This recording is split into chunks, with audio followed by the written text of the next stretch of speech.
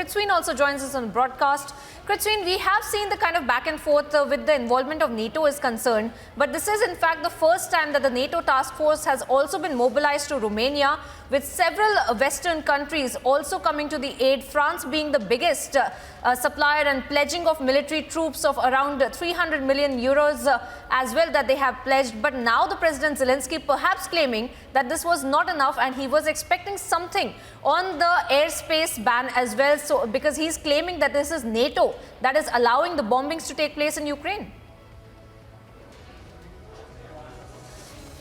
You know, there are two parts to this, Priyanka. Firstly, the part that talks about what NATO has done and to what extent it has interfered.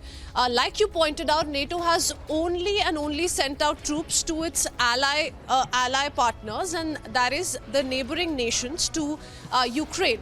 That is where NATO decided to draw a line, and NATO has now, as a matter of fact, decided to refuse to declare a no-fly zone over Ukraine. That's something that President Zelensky has raised objections to. He says that, in doing so, NATO has now given a green light to Russians to go ahead with further bombings and shellings. That's exactly what that President Zelensky is maintaining at this point in time.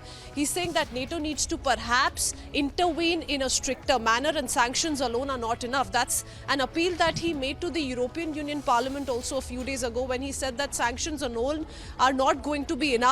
And if the European Union wants to prove that they're with Ukraine, they must do so now. So that's the kind of appeal that has been coming in from Zelensky. But this time around, he strictly called out NATO for its inaction. He's saying in doing so, NATO is now going to see how in days to come, several cities and villages of Ukraine are going to be bombed further. So a green light, essentially, he says, has been given by NATO itself. So that's the version of President Zelensky and how he's called out NATO. NATO, on the other hand, the second part to this is NATO, on the other hand, said that this is an extremely sensitive situation.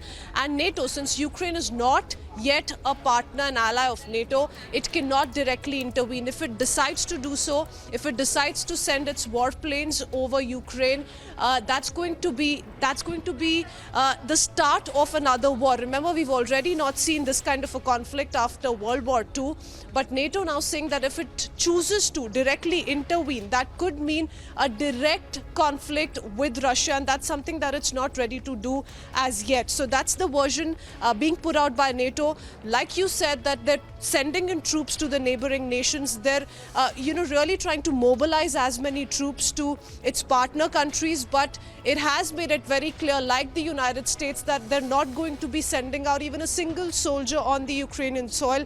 This is a fight that Ukraine must fight alone.